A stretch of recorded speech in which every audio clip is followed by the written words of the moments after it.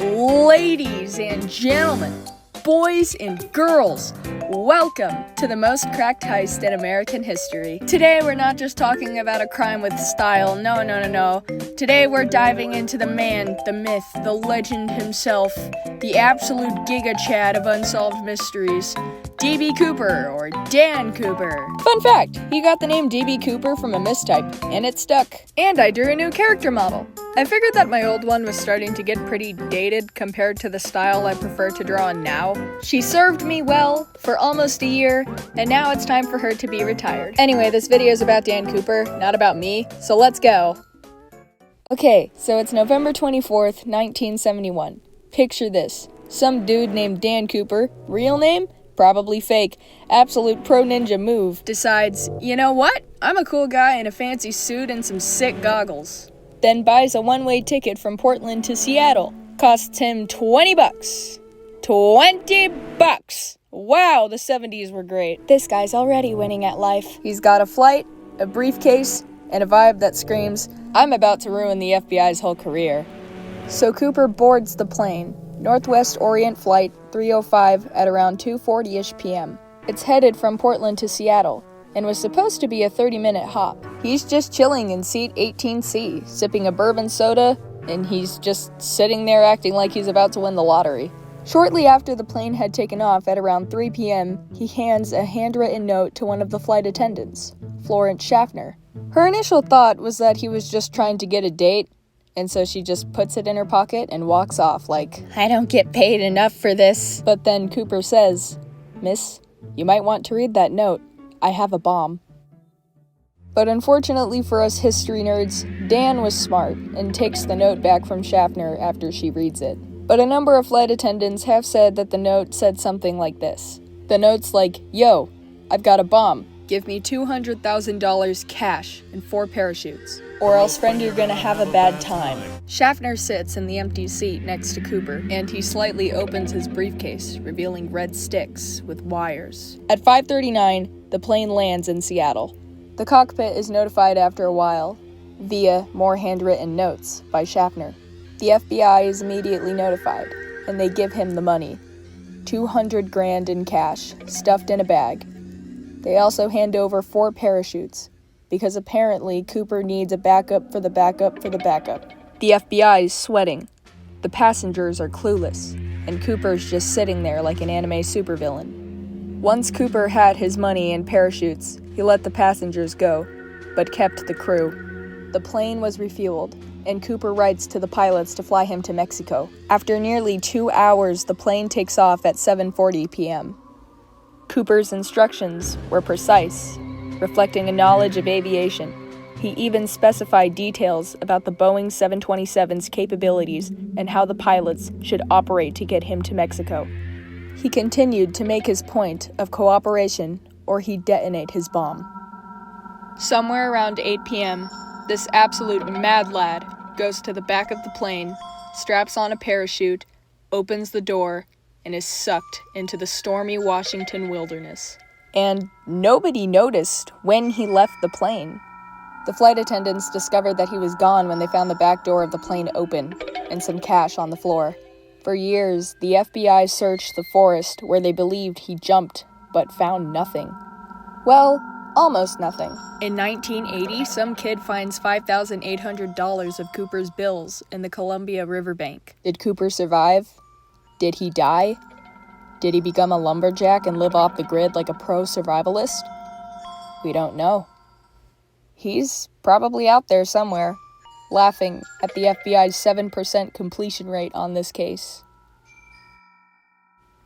So that's the scoop. Not a lot to work with, but at the same time, that's a lot to work with. Dan Cooper just despawned, and his bomb wasn't even real! That's right, deception! The dynamite sticks, quote-unquote, were identified as common red road flares, not explosives. They were pyrotechnics, used for highway safety. The wiring was rudimentary and non-functional as a detonator. No blasting cap, timer, or ignition source was there. Nice going, Dan! Real scoop here, so because Dan acted so calm and acted like he knew what he was doing, Everybody took him seriously. They didn't question if he had a fake bomb or not because of his confidence, which really just comes to show that you could pull off a robbery with a fake gun, but don't do that. Now let's talk theories and answer the question, who really is Dan Cooper and where has he gone? Theory 1. Cooper died from fall damage. So picture this. Cooper's falling 10,000 feet in the air. It's freezing, it's stormy, and you can't grab your parachute strap. The FBI thinks he probably belly flopped into a tree or drowned in a river. Out of the 4 parachutes that they gave him, well, one of them was a dummy chute that didn't even work. So maybe he got a little something called a karma and got squashed. But if he died, where's the body? Did he get eaten by bears or something? Where's the cash? The FBI's out here digging up half of Washington like they're looking for buried treasure. And they've got nothing! Suspicious. Theory 2. He survived and pulled off the ultimate clutch. Because Dan gave specific instructions about the plane's mechanics and knowledge about parachutes, some people think Cooper was a military guy. Maybe a paratrooper, with skills to stick the landing like it's an MLG water bucket. The FBI admitted he seemed like a nerd when it came to the plane's mechanics, like how he knew how to open the rear air stair. Or maybe he was an engineer who worked in aviation previously? They think he landed, ditched the evidence, and blended into society. Problem is, the cash never showed up in circulation, except for that $5,800. Oh well! Theory 4. He was the ultimate shapeshifter. Yeah, that's right. Some people think that he was actually a woman in disguise as a man. Now wouldn't that be the ultimate plot twist? Women are the masters of changing their identities with the power of makeup.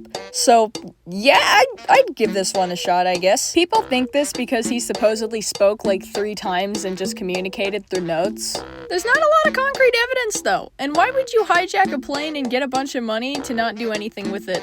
Theory 3. He was an inside job mastermind. Some humans think Dan worked for the airline or had CIA training. Why?